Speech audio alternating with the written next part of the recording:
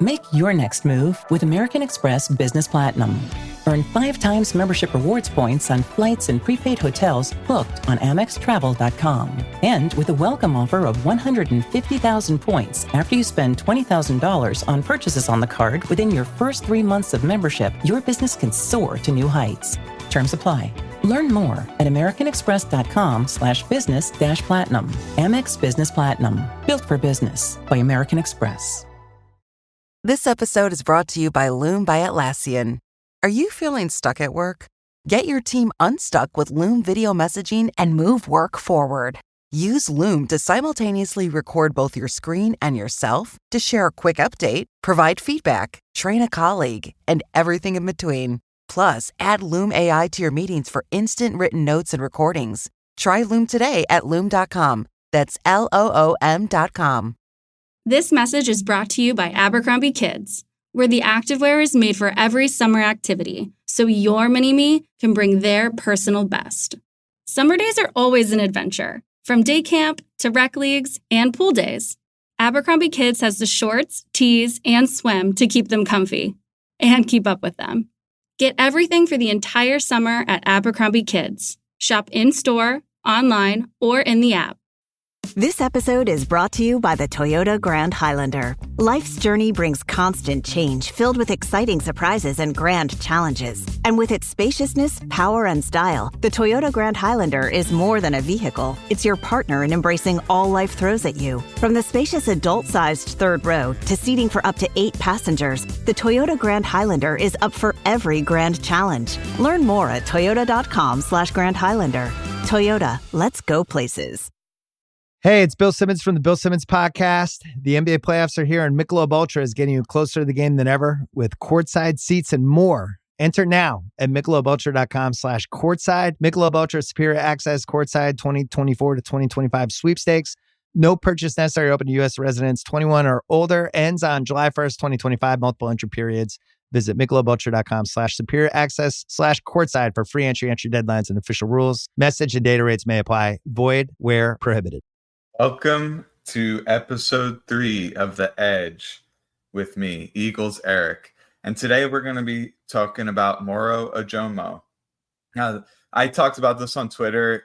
If you look on Texas's pronunciation guide or the Eagles, everyone says his name different, but we're just going to rock with Ojomo going forward. But I got to tell you, I am very excited to get into this. I got a ton of positive feedback about the Keely Ringo film breakdown. So a lot of people said they wanted to hear about Ojomo next, and here we are. So I'm going to get right into it. This play, you'll look towards the middle on the left side. I'm just going to keep looping it here. We'll talk about each of these plays. Ojomo shows really good lateral agility and burst out of his stance. Being 290, you would hope that he would provide that, and he does. And he has very violent hands as well. I would classify this as in the swipe move family. And another thing I would highlight here is once he does beat that guy, he is able to turn that corner at a pretty good angle because his center of gravity is so low. That helps him kind of what people like to call bend. It's kind of a nebulous phrase that means different things to different people. But being able to turn the corner there and take a sharp angle towards the quarterback, it's something that shows up a lot in his film. And the Bucs have a good offensive line. I think this was a snap that was exemplary of the qualities he shows throughout a lot of his snaps that make him successful. And we'll continue on showing more of things he's good at and whatnot. He's the guy who breaks through the line directly on this play with a really nice swim move, getting instant penetration into the backfield. One of the traits that NFL front offices and coaching staffs really covet is interior pressure, especially if it can happen this quickly.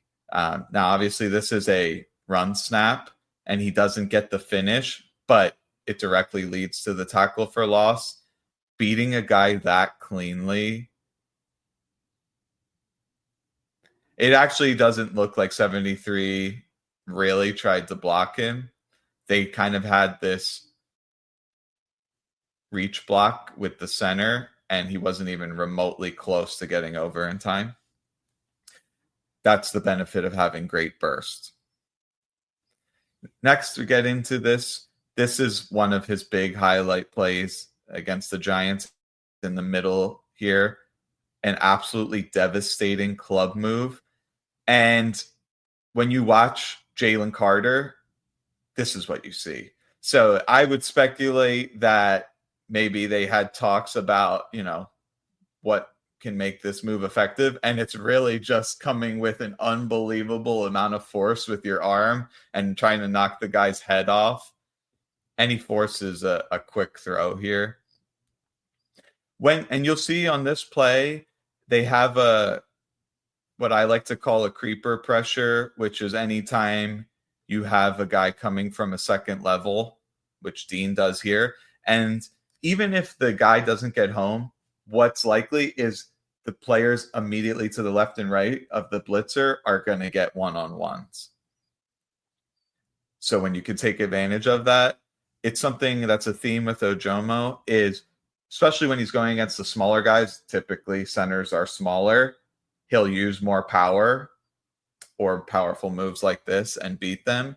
And then you get against the stronger guards that are less fleet-footed, and you'll see more of the lateral agility. So he's able to calibrate his attack plan based off the strengths and weaknesses of the offensive lineman. Next, you'll look to the left side where he kind of breaks through a double team. People who have been following me will remember a snap that Milton Williams had against the Giants that looks eerily similar to this. I actually may have that clip to play later. But to me, this is an example of his relentless motor and leg drive. Some guys could get stopped in their tracks on a play like this.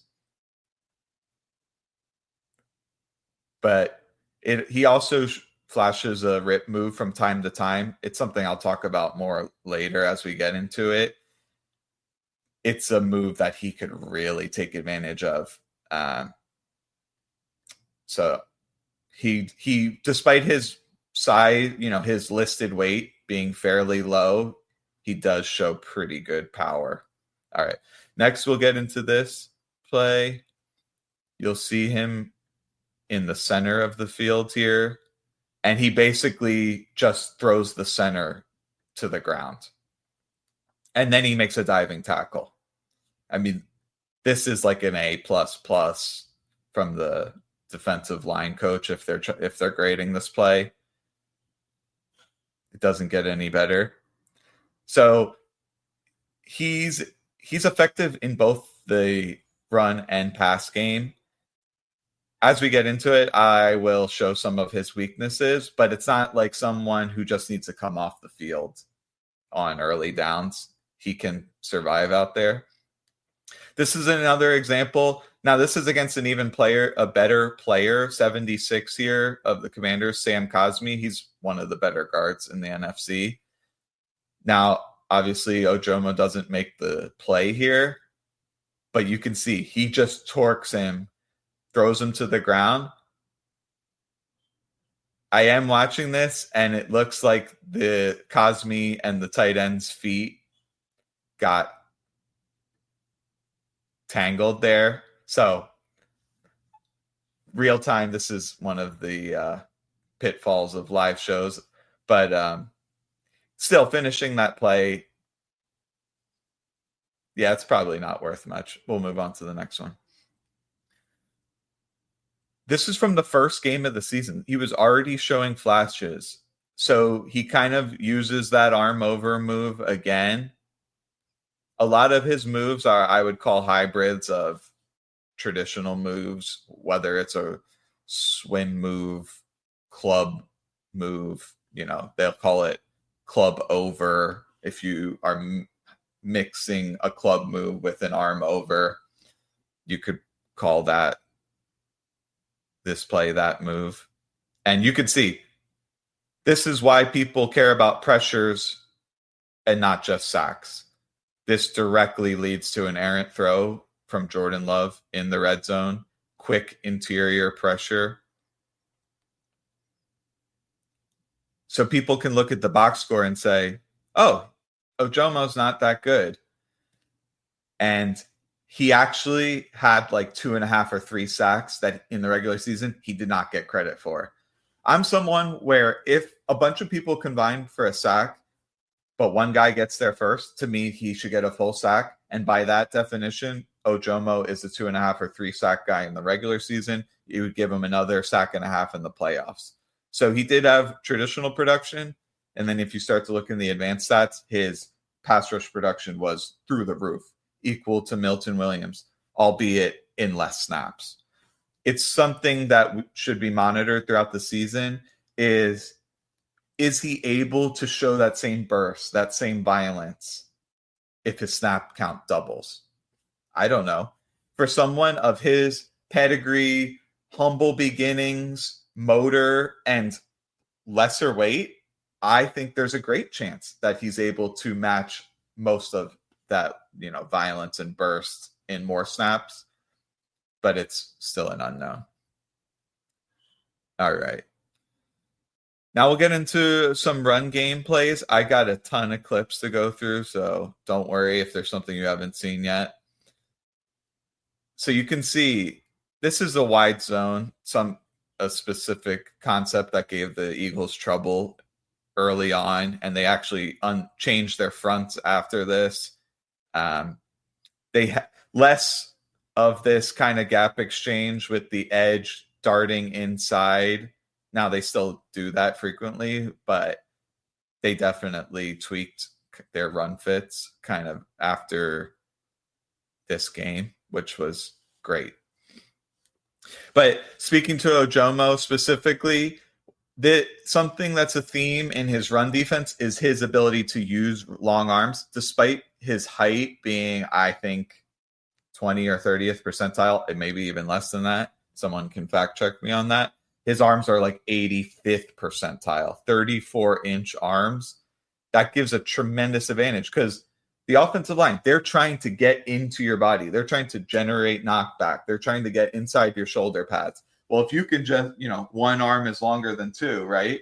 If you can just keep them away from your frame, well, then you're going to be able to move where you want, eat more easily. Doesn't quite get there on this, but look at how good his pad level is. Look at how he has one arm on each of the offensive linemen and doesn't get driven back that far. So, maybe a coach would have been like, Moro, you spent too much time fiddling with the offensive linemen when you should have just tried to shed and get outside. But to me, it's demonstrates some of his abilities in terms of having a really good center of gravity, very low to the ground, able to maintain balance and have a better anchor than you'd expect for someone of his size. And then use those long arms to keep the guys out of their frame. All right, next one. This is him beating a reach block. You'll see 73 here. So he's shooting in this kind of defense. They are almost baiting the Cowboys to run to the right here. You can see there's kind of this, what they like to call like a bubble, which means multiple gaps where there's no defenders standing in there next to each other. So immediately offense thinks like, oh, that's where we want to run through. And for people who are familiar with the term underfront, the weak side is where that bubble exists. So a lot of the philosophies about run defense in teams that run under fronts is how can we stop the team from running to our B gap bubble? So in this play, they ask Ojomo, you got to get across, man. We need bodies to where it's vacated pre-snap. So he really beats the guy. it's acceptable to overrun the play in this situation. If you can force a cutback, you've got other guys behind you also coming across slanting. And then Hunt is able to make the play. How many plays Ojomo created for his teammates to finish? It's an incredible number. And I expect him to finish the plays himself more often next year. But he's just very good getting laterally.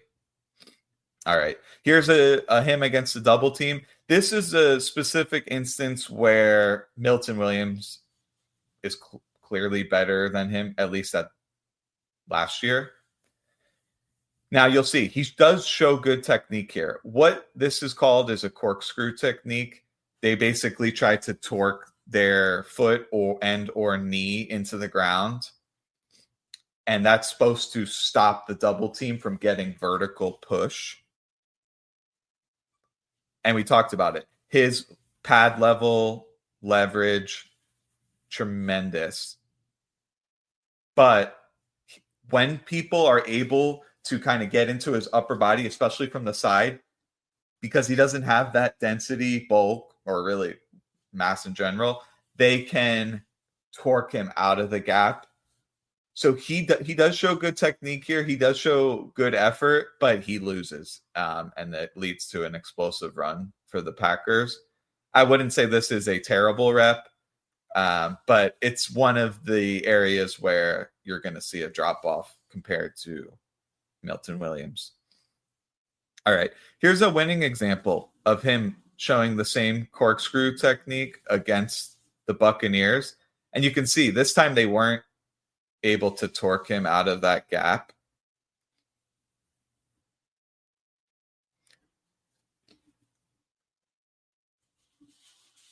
Really good job.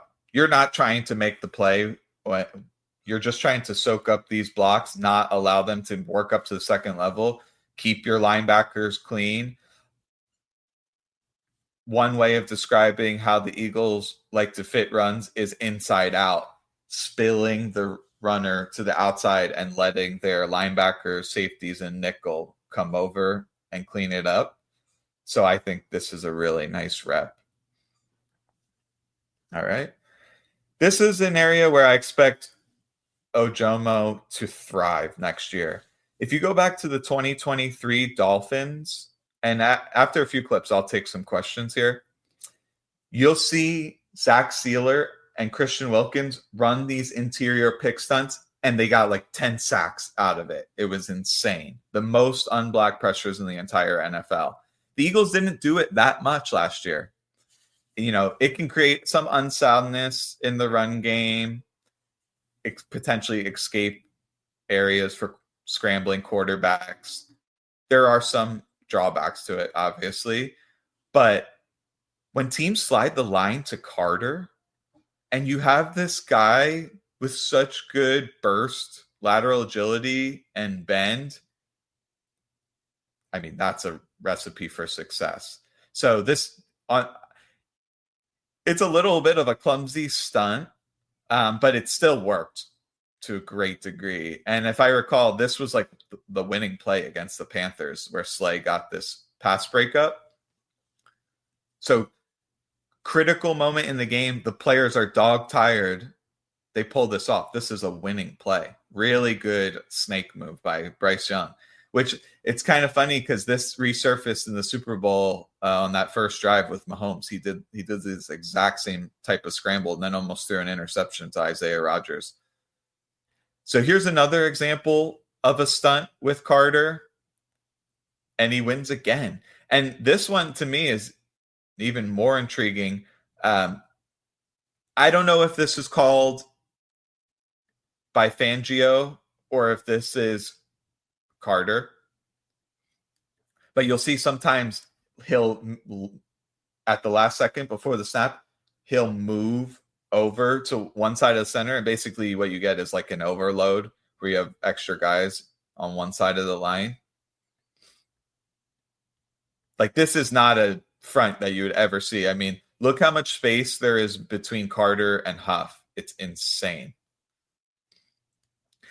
So Ojomo has so much distance he has to cover here and he's still able to beat the guy. The guy didn't even, he was still helping on Carter. Carter pretty much drew three offensive linemen contacted Carter on this play. This is something that's predictable. We know for a fact offensive lines are going to slide towards Carter fairly often when they don't have an all-pro guard they can stick there. There were teams that had decent success when they did have a really good guard. I can think of Atlanta, the Chiefs, although they did not have any success. Smith held up pretty well against Carter in one-on-ones. But what a cheat code to just have Carter slide over, and then you get this stunt with a really high chance of working. All right, here's Ojomo showing his pursuit speed. Now, admittedly, Bryce Young is not in full flight here, but you're not going to see very many defensive tackles staying step for step with a quarterback outside the pocket. If Ojomo wasn't moving here, Young probably could have throttled down and made a better throw. He had to just chuck it away. So he could feel this guy coming like a bat out of hell trying to sack him. And the reason I showed this is Ojomo, this is as fast as he could possibly run, but it's a good pursuit speed. Coming out of college, if you read some scouting reports, some people would say his pursuit speed was lacking. Well, that's clearly not the case anymore. All right, I'm going to take some, if there's any questions here. All right. Question from Uncle Tom. There was serious noise about Omar Norman Lott possibly sneaking into the 30s, draft pick 30. Obviously, he fell to 63. Do you see Ojomo as good as Norman Lott? Both are extremely similar in terms of measurable and archetype. Now, as I've been hyping up the Ojomo breakdown, a lot of people have asked me, do you have a comparison?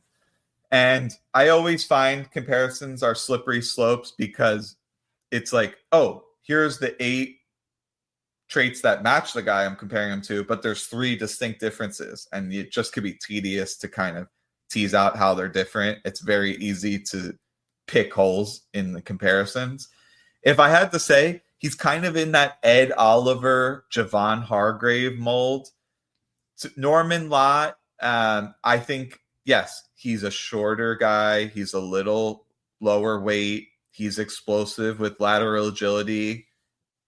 One of Norman Lott's superpowers is he has a crazy spin move. I haven't really seen that out of Ojomo, but I think it's an apt comparison. But until you see Norman Lott at the NFL level, it's really tough to compare them. But as I get into this, I'll kind of talk more about to what caliber player do I think Ojomo is next season and in the future. If anyone else has other comments, feel free to write them in the YouTube chat. All right, moving on. Here's another example of his pursuit speed and his motor. Now this is chasing Trey Lance. So he doesn't quite get the angle. But for him to detach from that often, like he has awareness of what's happening in the play. Some players just lose where the ball is. So he's able to see when Lance wants to break the pocket and doesn't quite get the angle perfect, but definitely disrupts this play. Another example. So this does show a weakness of him, which I talked about on a previous play, is when players can kind of get into his chest or his shoulder, they can torque him out of the direction that he's trying to go. But he just sticks with this and kind of helps with the cleanup. If in this scenario it wasn't necessary, but if there was no other guys there, he would have made the play. Here's an amazing snap that was in my first intro post. So on this play, he first is playing the run, right? They're under center. They show this run action. He does a really good job holding his spot, keeping the guy away from his body. As soon as he realizes it's play action, he instantly kind of does this push-pull move, sheds the guy, and he's going to get in on Lamar, but watch closely, the guy tackles him. He reached out with his left arm and grabbed Ojomo's foot. Of course, that wasn't called. But yet another example of a non-sack leading to a poor throw. Now, I don't know if necessarily Lamar sensed him closing in on him, but had he held the ball, he would have got him. Here is a snap from the Super Bowl. And remember, this is an all-pro guard, Trey Smith. He's trying to anchor. So basically, he's trying to stick his feet in the ground and wall Ojomo off. Well, that anchor gets uprooted 3 times. Boom, boom, boom. So this is when you don't have otherworldly power, like a guy like Jalen Carter or Chris Jones, you have to take advantage of other traits. In this case, long arms, playing with really good leverage, really good pad level, and motor. He's trying with every fiber of his being, getting into a really good, powerful position with his body stacked behind his arms. So this is where you get the maximum amount of force translation from your body like into your arms. So once again, even though he's 290 and change, he's able to get some knockback. Look at how unsettled Mahomes is in the pocket here, and he just chucks it directly into the ground. I would say that was because of Ojomo. All right, here's an example of him losing.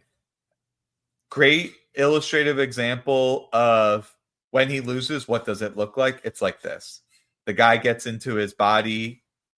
He doesn't quite have a counter plan if his initial move doesn't work. But look at that motor.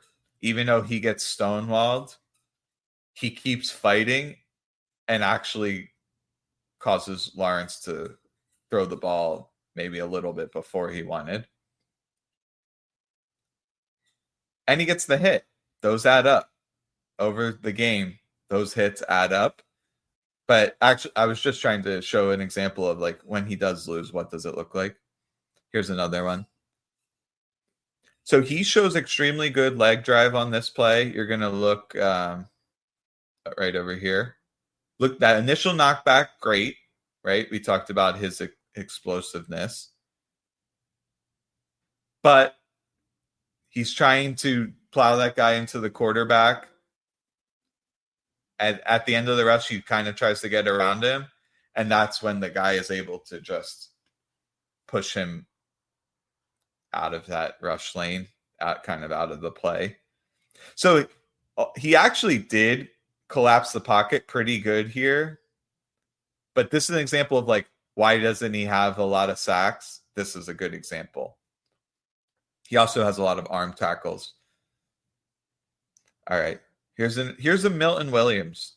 So this is kind of showing what are things that Ojomo doesn't quite have. Very similar rush that we just saw on the Ojomo play, on this play from Williams. But he does have more power. So you can see on this play, about at the 75% mark, Ojomo then kind of got pushed off to the side, even though he was trying to continue straight into the quarterback. Milton Williams, he's able to take a straight line path directly towards the quarterback. The other guy can't push him off his line at all, and it completely tanks the play for the Giants. So I'm not saying he does not have the power of Williams, but he has other things Williams doesn't have, like that lateral agility, to some extent, his explosive hands, pursuit speed, dramatically better. And his ability to beat reach blocks is also better. He just doesn't quite have the same anchor in the run game. Williams is just so densely built. Here's another example of Milton Williams' bull rush. And you can see he has this power, and he's just pushed that center directly back into the quarterback's lap. So this was a run snap. This is where a coach would start to be like, okay, if we know he's going to get double teamed or go against really strong interior offensive linemen, it's probably not a favorable matchup. And they pretty much did whatever they wanted with him. If he doesn't corkscrew, in this play, he just tried to keep them at arm's length. He doesn't have the anchor to hold up, but there's hardly any guys in the game who do. So the fact that he just forced them to keep blocking him and one of the guys wasn't able to peel off because he got pancaked or something and take a second level defender, it's still not a terrible rep, but it's kind of exemplary of some of his shortcomings. Here's a great play because it shows Milton Williams and Ojomo on the field together, and you can see the differences side by side. Look at that. Williams gets 0 knockback, and he's able to just shuffle over and make the tackle. But look at this. Ojomo, boom, he got knocked completely out of the gap. And I want to say that's Brandon Coleman, who is a very big, strong guy. Someone can fact check me on that. So those are the kind of plays where the coaching staff would be like, all right, let's try to get him in a favorable matchup or get a bigger body in there, potentially Ty Robinson. And one more. This one, you can see his anchor just gets destroyed. Hilton brings you new ways to stay with experiences that let you capture the glory days. Introducing the Graduate Hotels. Each inspired by local college towns, these stays are always original and never boring. Get in touch with traditions all across the country and enjoy a stay that's a class above the rest. Book at Graduate Hotels with Hilton Honors Points at Hilton.com. It's a win-win. Hilton, for the stay. Is anyone out there? Another salesperson enduring the endless search. Exhausting. If you want to get right to the right conversations, you need LinkedIn Sales Navigator. Whether you're looking for new leads or strengthening existing relationships at your top accounts, get right to the right conversations with LinkedIn Sales Navigator. Try LinkedIn Sales Navigator now with a free 60-day trial at linkedin.com/trial. That's linkedin.com/trial. Terms and conditions apply! Are your business expenses playing hide and seek? With Uber for Business, the small spends that slip through the cracks, like rides and meals, go right where you need them. Because it integrates with leading expense platforms, you can say goodbye to surprise costs, missing dollars, or chasing receipts. Everything's track downable. Uber for Business. Make small steps that make a big impact. Learn more at uber.com/small steps. Llegaron los nuevos McCrispy Strips, listos para aventurarse en la mezcla de mayo ketchup, la barbecue que quedó en el fondo de la cajita, Hot Fudge Sundae y en la nueva Creamy Chili McCrispy Strip Dip. Los nuevos McCrispy Strips, ahora en McDonald's. Para pa pa pa. Ryan Reynolds here from Mint Mobile. I don't know if you knew this, but anyone can get the same premium wireless for $15 a month plan that I've been enjoying. It's not just for celebrities, so do like I did and have one of your assistant's assistants switch you to Mint Mobile today. I'm told it's super easy to do at mintmobile.com/switch. Upfront payment of $45 for 3-month plan, equivalent to $15 per month required. Intro rate first 3 months only, then full price plan options available. Taxes and fees extra. See full terms at mintmobile.com. So it's not Coleman, it's someone else. So sorry about that.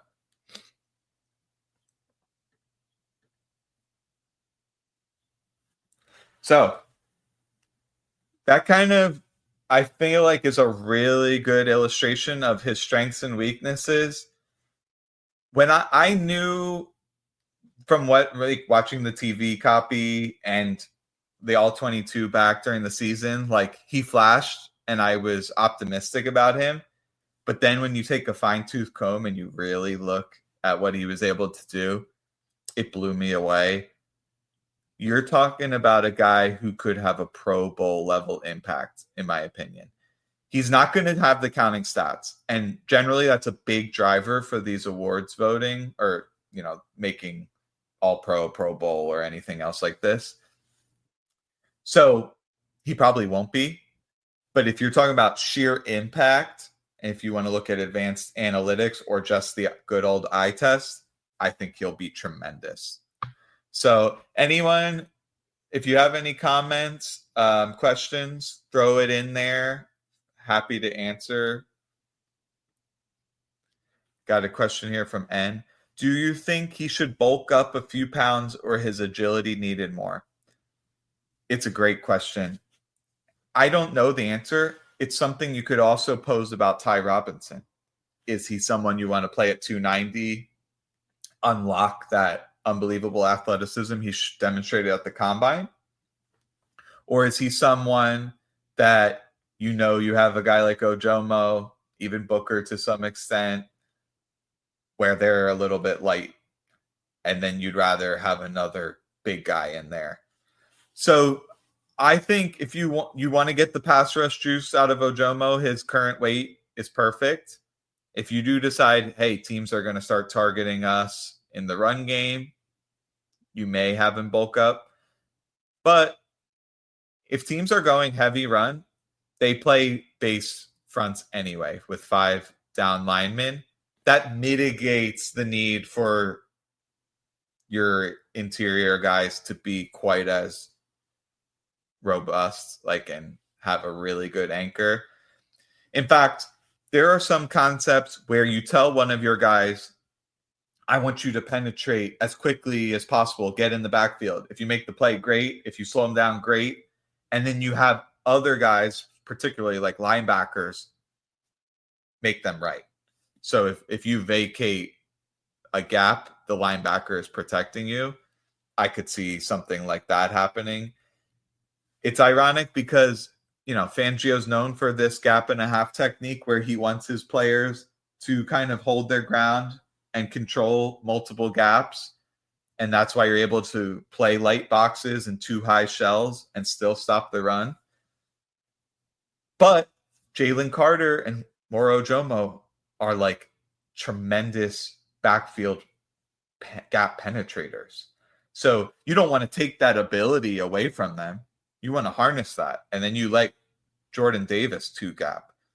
So, you know, when you get on those like 3rd and 2s, either you have 5 down or you bring in a bigger body. 1st and 10, I think he's totally fine to have out there. But if you told me he had the same burst at 5 or 10 pounds more, I would say absolutely. I just don't know. I can't predict that. All right, see if we have any more questions coming in. Oh, this was a update on his measurables. 33rd percentile height, 17th percentile weight. So that kind of shows you his smaller stature, but 87% arm length, 80% hands. Now, I almost think to some extent the arms become a crutch for him because they are so long. If someone's running by him and he's kind of half engaged with the blocker, he'll just like stick an arm out and it rarely works. Whereas if he knew he didn't have long arms, maybe he would try to get his body involved. And we saw that play earlier where he did make a diving tackle. Let's see if I can bring that back up again. Right here. If he could finish like that every time, then you're cooking with gas. There was just plays that were similar to this, that instead of diving or getting his body behind it, it was kind of like haphazardly sticking an arm out. And that's something that could be improved for sure.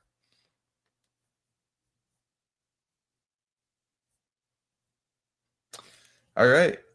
So, and unless we get any more questions, probably leave it at that. But definitely throw out suggestions for who you'd like to see next. These are fun for me because I found out things I didn't know about Ojomo preparing for this episode.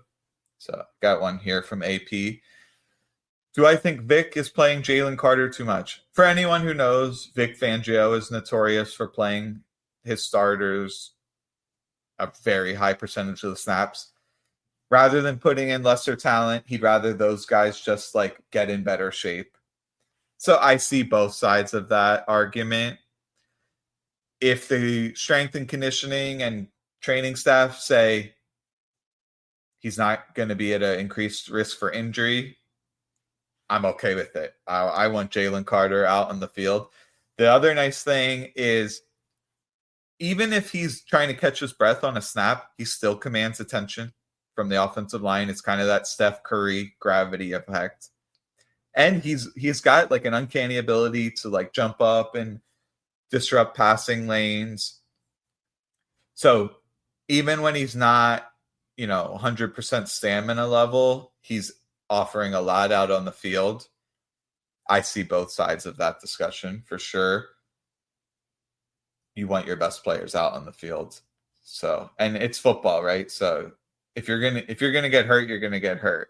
Is playing 50 to 75 less snaps going to change the calculus that much? Probably not. All right. I appreciate everyone for coming out. Very positive feedback. And, we got almost 400 people watching. It's pretty exciting. For those interested, I'm going to be a recurring guest on Philly Talk podcast with Philly Mike, and potentially branching out to some other networks as well. And next week, we will have a special guest, Sam Finkel from Inside the Birds, and we're going to educate everyone who wants to know about the salary cap. Lay it out in the most simplest terms possible, because, it's very confusing. And I think there's a lot of people who wish they knew, but anyone who knows about the salary cap tends to explain it with a lot of jargon. So we want to get rid of all that and explain it in ways that actually make sense, and talk about Howie's cap wizardry. Got one more here from Tom. Drew, Jordan, Jalix, Hunt next, please. So yeah, I guess he's referring to Drew Makuba, Jordan Davis, Jalix Hunt, maybe even a Shipley RG combo episode. Jalix Hunt is a guy that a lot of people have mentioned they'd want to see. I'm actually curious to do a deep dive on him because he figures to play a lot of snaps. And I really wonder what that edge rotation is going to be like. There's not a lot of run stuffers. Remember, Josh Sweat, maybe he wasn't a world beater as a pass rusher, but he did pretty darn good in the run game. Presumably, they want Jalix to fill those shoes. You're not getting that from Josh Uche. You're not getting that from Ojolari. You're not getting that from Pal Ryland.